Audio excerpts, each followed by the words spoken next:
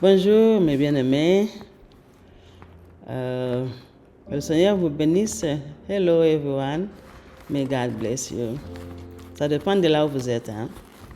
C'est Maman Lissi Mwangue. Je vais encore m'entretenir avec vous. Vous savez, nous sommes dans le domaine des couples. Nous devons pacifier les couples ensemble. Nous devons amener la paix dans nos couples. On a parlé un peu sur les conflits dans le couple. On avait parlé un peu sur la prière dans le couple. Aujourd'hui, nous avons un bon sujet. Un bon thème que nous commençons maintenant. Ça sera encore long. On aura beaucoup à parler. Aujourd'hui, nous parlerons de ce qu'on appelle les entrailles de miséricorde. Ayant les entrailles de miséricorde. Cette fois-là, ce n'est pas seulement pour le couple, pour tout le monde. Papa, maman, les enfants. Qu'est-ce que c'est que les entrailles de miséricorde? Nous trouvons cette parole dans Luc 1, 78 et dans Colossiens 3, 12. Où dans Colossiens 3, 12, l'apôtre Paul nous exhorte, il dit, en tant qu'enfant de Dieu, comme saint de Dieu, comme les aimés de Dieu, ayez les entrailles de miséricorde.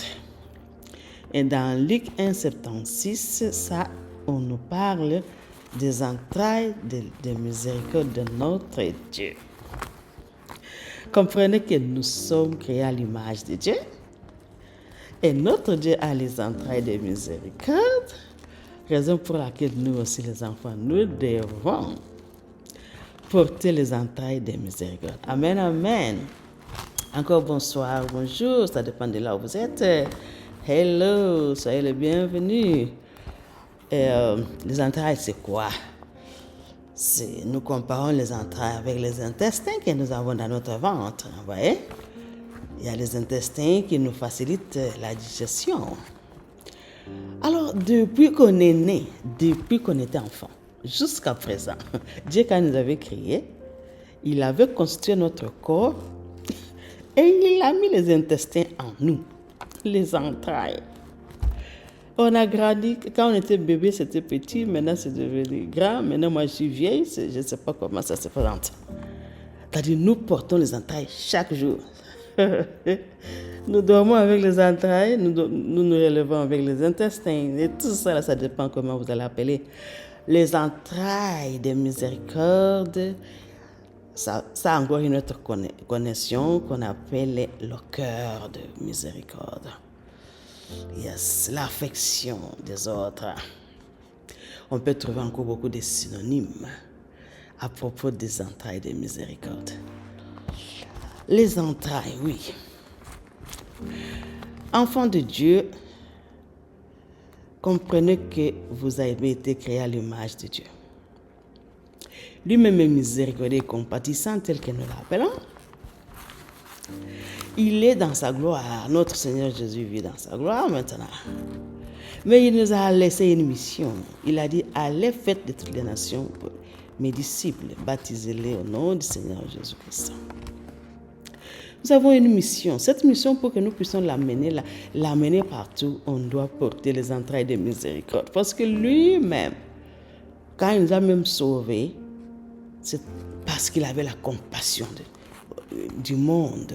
Raison pour laquelle il avait offert sa vie. Son sang a coulé et nous sommes sauvés. Nous exhortons ce soir, moi je suis le soir ici, de porter les entrailles de miséricorde. Nous n'avons pas tous la même capacité des entrailles de miséricorde.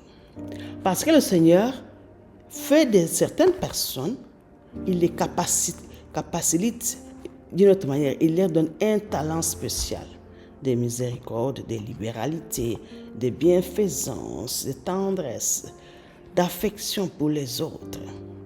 C'est tout un don qui vient de Dieu. Mais cela n'empêche que toute personne est capable de faire ça. Mais à ce don, Dieu a encore accentué un peu ce don-là. Faites-le avec zèle, mes bien-aimés. Parce que vous êtes là en mission pour aider Dieu d'assister les bien-aimés qui sont dans le besoin, ceux qui sont malades, ceux qui sont vieilles, ceux qui sont enfants, les veuves, les orphelins, les démunis. Le Seigneur est là. Il a besoin de nous pour que nous puissions porter sa gloire à travers l'assistance, à travers la consolation, à travers disons, la charité, où nous devons partager ce que nous avons. L'argent, les habits, les visites, les voyages, tout ça là. Les entrailles de miséricorde, c'est la compassion. Nous devons voir l'affection, la tendresse, la charité. Vous voyez? Alors, faisons le bien, et si nous le faisons, gloire à Dieu. Vraiment, tel que nous avons dit, que nous lirons ce message dans Luc 1, 78 et dans Colossiens 3, 12. Alors, porter les entrailles des miséricordes, c'est ce que nous allons partager maintenant. L'opposition, ou bien le contraire de porter les entrailles de miséricorde, c'est fermer les entrailles de miséricorde. C'est-à-dire, tu fermes la porte. Tu ne veux pas aider, tu ne veux pas assister. Quelqu'un est malade, tu fermes les yeux, tu fermes les oreilles. Tu as la nourriture, tu ne veux pas donner. Tu as un habit, tu ne peux pas partager. Tu ne peux même pas consoler, tu ne peux même pas amener quelqu'un qui... Tu ne peux rien faire de bon, tu ne peux pas assister. Tu n'as pas la charité. Ça, c'est fermer les entrailles de miséricorde. Alors, tout le monde est appelé à appliquer la miséricorde.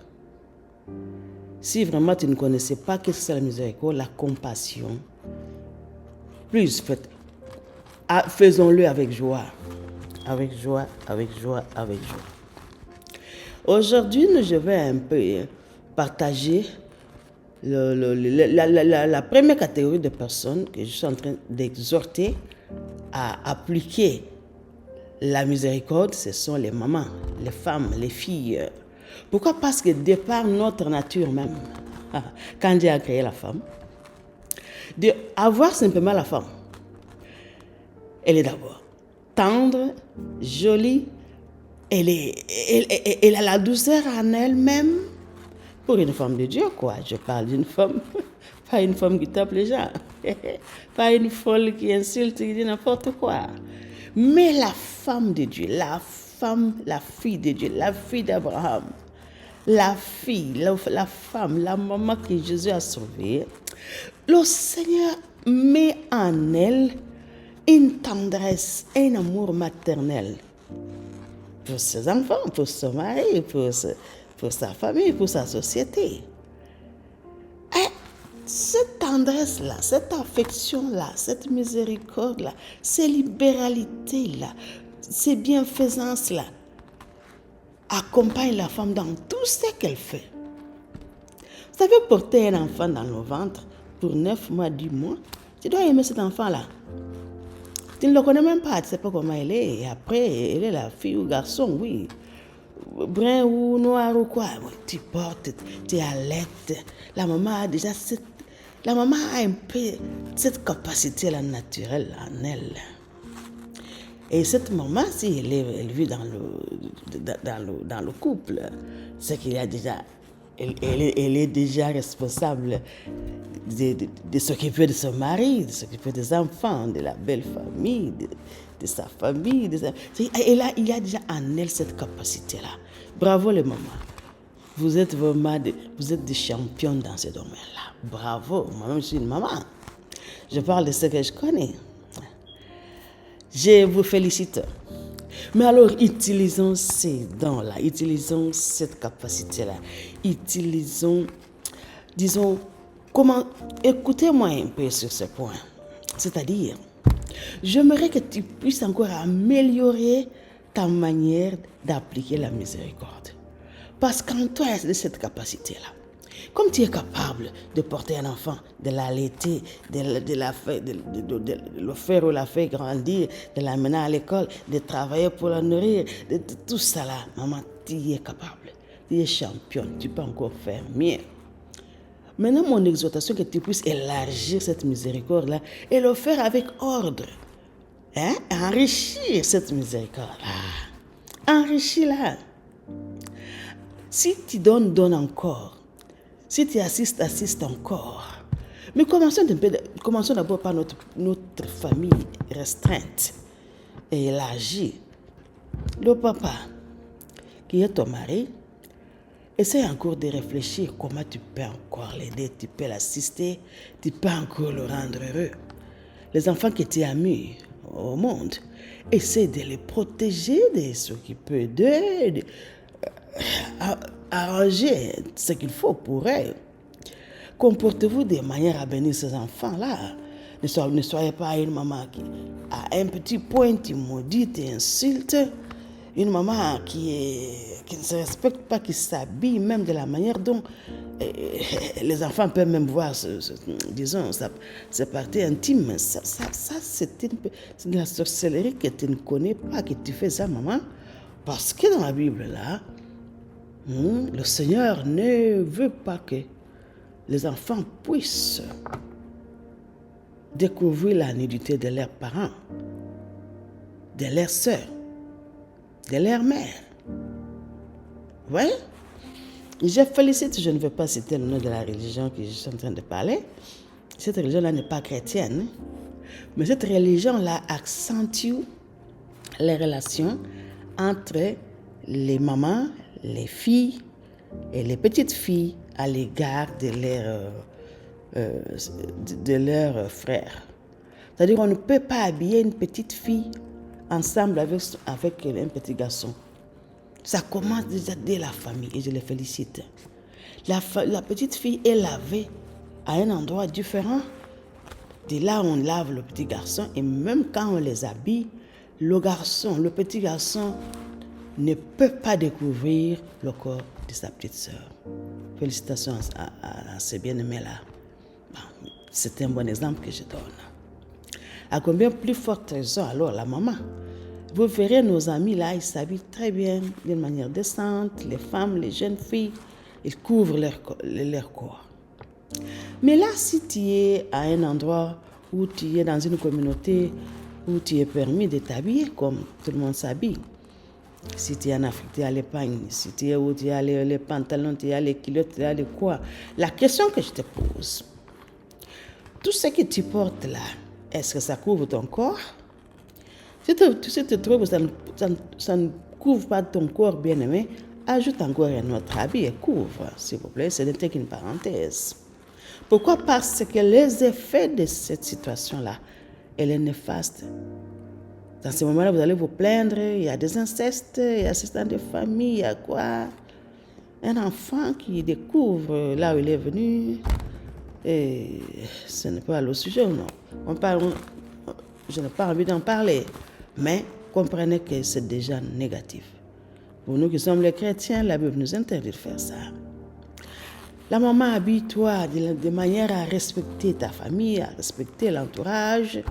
Et même si tu peux te détendre, tu peux te promener, tu poses-toi ta question, est-ce que tu es bien couverte? C'était une parenthèse.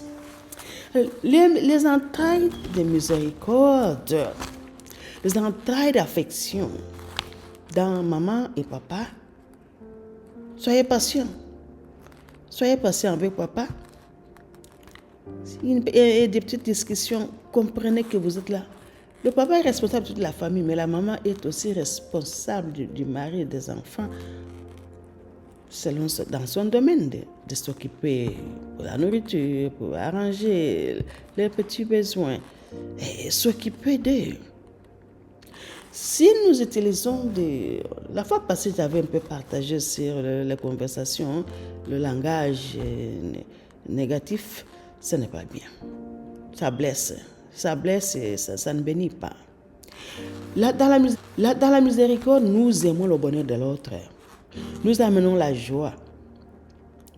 Et vous voyez que cette joie-là, en faisant cette miséricorde, même notre Dieu sera content. Parce que la Bible déclare que la joie de notre Seigneur est notre force. Si aujourd'hui, dans votre maison, vous comprenez qu'il faut déjà commencer à mieux faire encore la miséricorde, Si vous aimez cet homme-là, je parle aujourd'hui de maman, je parlerai de papa après. Pour les mamans, les mères, les belles-mères, les mamans en général. Maman, là où vous êtes responsable, je ne sais pas comment ta famille est constituée. Accentue encore, élargis encore tes entrailles, que ça puisse encore être très lent. Je ne sais pas si c'est possible de les rendre lents. Augmente encore la tendresse. Augmente la tendresse. Aime-le. Occupe-toi d'eux mieux que ce que tu as toujours fait. Mais parce que tu aimes papa, aime aussi ses enfants. Fais encore mieux pour les enfants. Mais où est venu papa? D'où il vient? C'est là la question. Papa est venu de ses parents. Si vous êtes heureux, vous en avez encore vivant, profitez de cette occasion-là pour s'occuper de vos parents d'abord et des parents de votre partenaire, de votre papa ou de votre maman. Avec joie, ils sont la source de la bénédiction. Parce que quand toi tu les bénis, quand toi tu t'occupes d'eux, quand toi tu sais les soigner, le ciel est ouvert sur la terre, c'est ta tête. Quand les parents simplement se réjouissent devant un plat où ils aiment, nous tous nous connaissons nos parents, ils mangent, ils se restent et ils disent Dieu merci, le ciel est ouvert. Là, vous verrez que vos bénédictions vont couler comme de l'eau.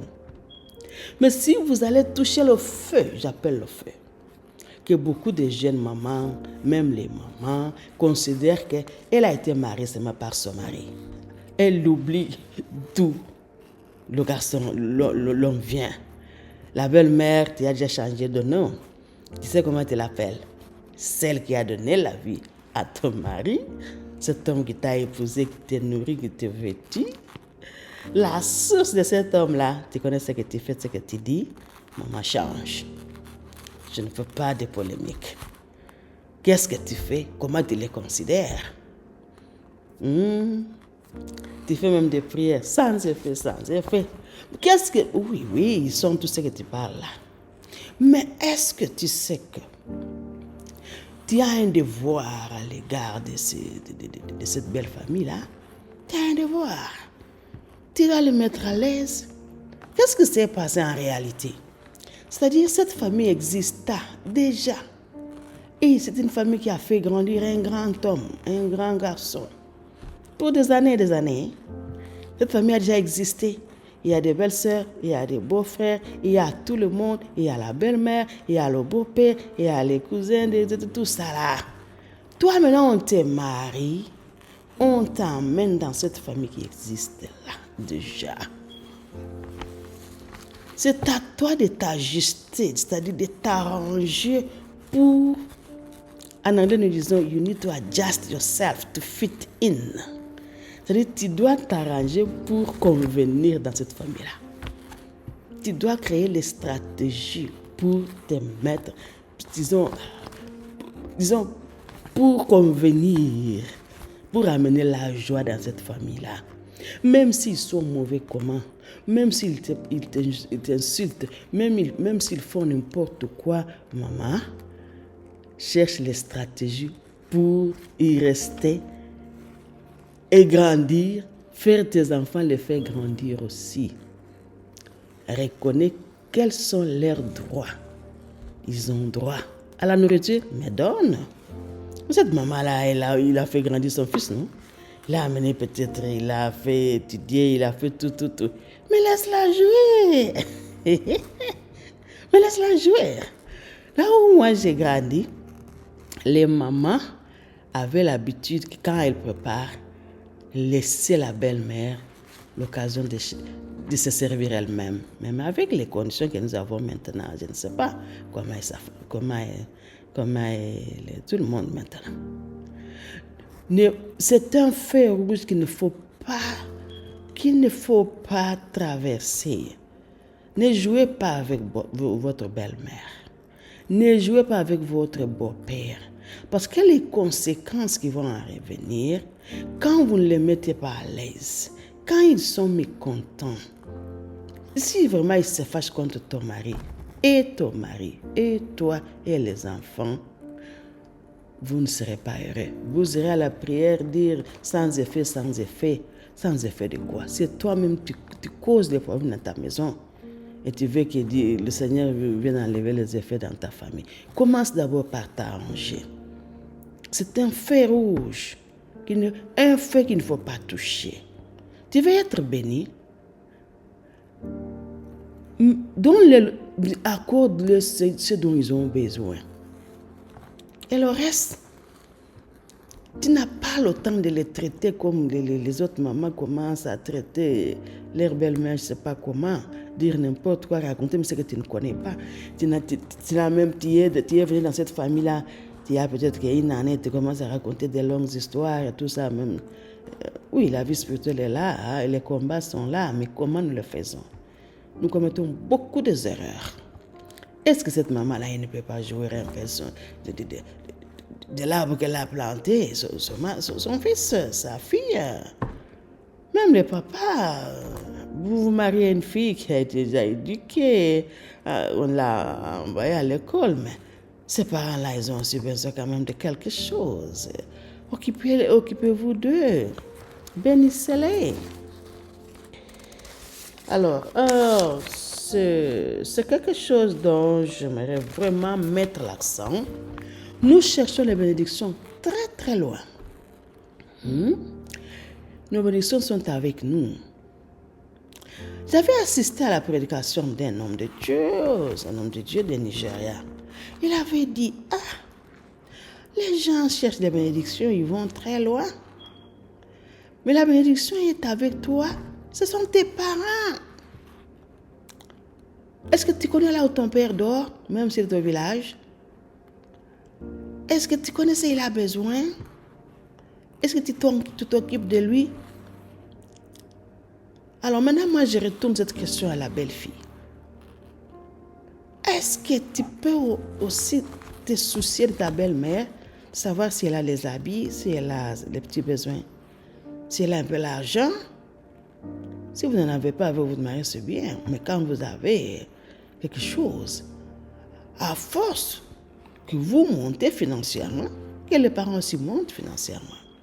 Si on vous voit, on vous appelle d'un bon nom, ils sont comme ça, ils vous appellent tous les noms qu'on appelle les gens selon leur promotion ou bien leurs travaux.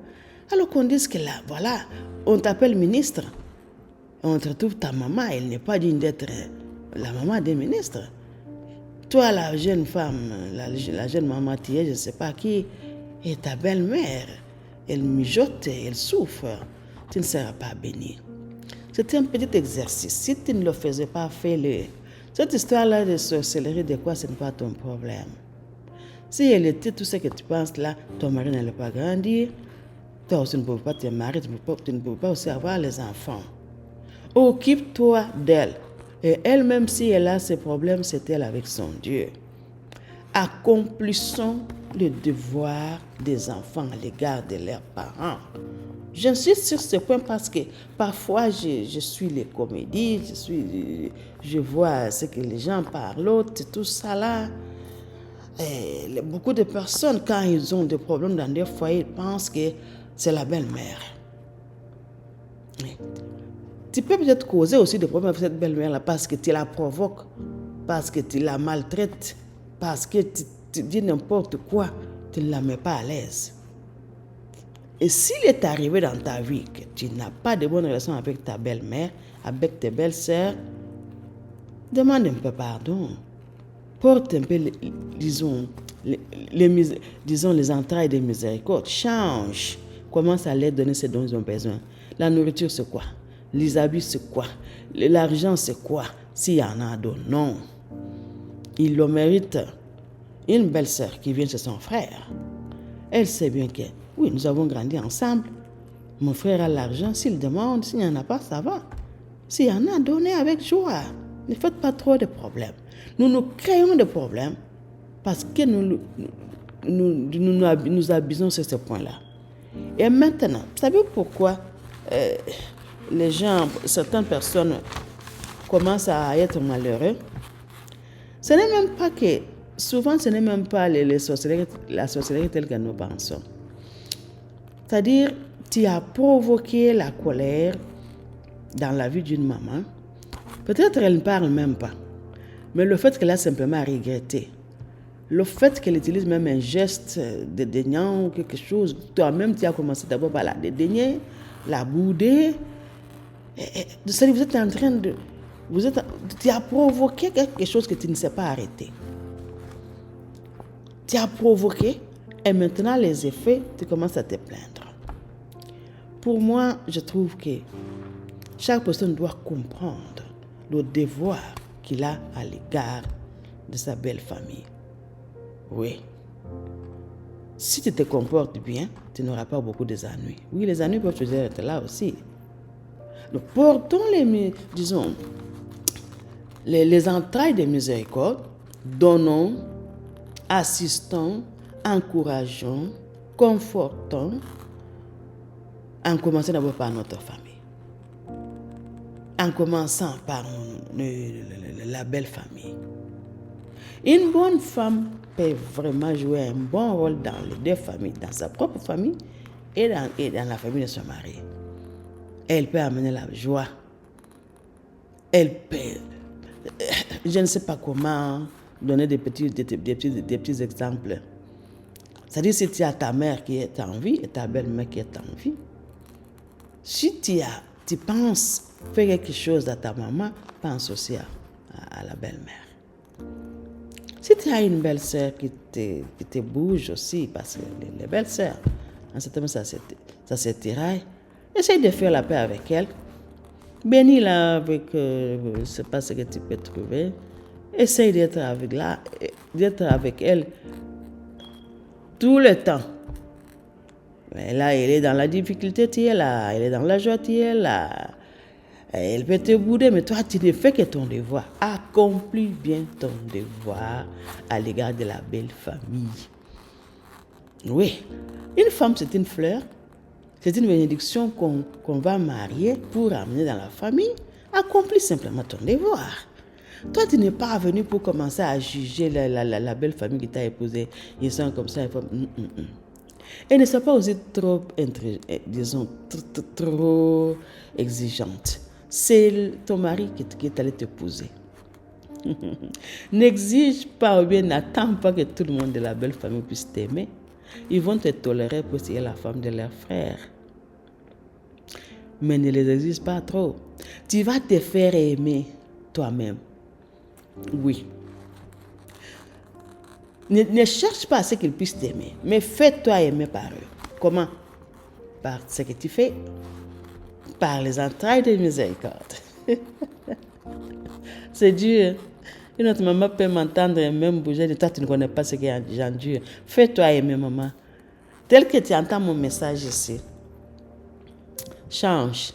Commence à étudier les stratégies. Comment je vais les avoir? En tout cas, elle ne me fait pas, moi je vais la servir. Moi je vais la bénir. Moi je vais l'assister. Moi je vais changer. Parce que Dieu aussi attend de nous ce changement-là. Quand nous changeons, le Seigneur est béni. Le Seigneur a la joie.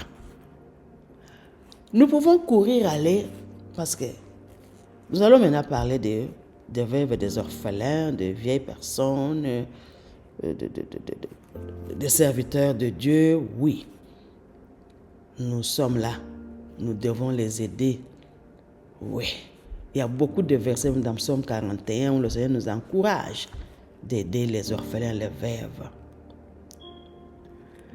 Mais nous le faisons très facilement dans ce domaine-là parce que nous sommes habitués. Mais nous-mêmes dans nos familles, tel que le sujet dont je viens de parler ici, les relations dans les familles, parfois nous pensons même que nous ne comprenons pas que c'est parmi aussi les entrailles de miséricorde. Les entrailles de miséricorde dans la famille, c'est très important. Nous allons maintenant aborder les entrailles de miséricorde